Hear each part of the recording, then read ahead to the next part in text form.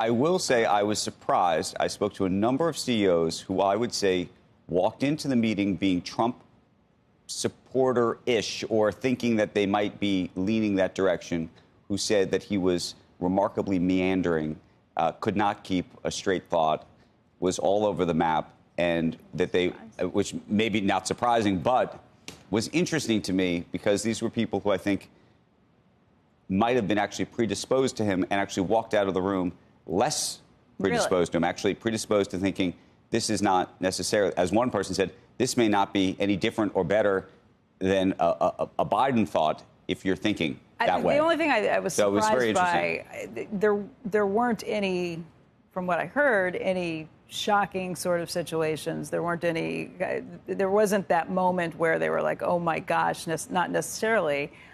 It didn't surprise me, the message that came out of it. Right. Just, he's there on a mission to try and woo some of them over, which is why he's talking about lower taxes and probably more importantly, a lighter regulatory touch, getting some of the regulations that put in. Because the CEOs 100%. I've talked to are more concerned about that than they are the tax base, especially when you're talking 1%. It can be billions of dollars for big companies, but I think when they really look at things, it's the regulatory, what they feel is a very tight regulatory environment to be operating in that concerns most of them.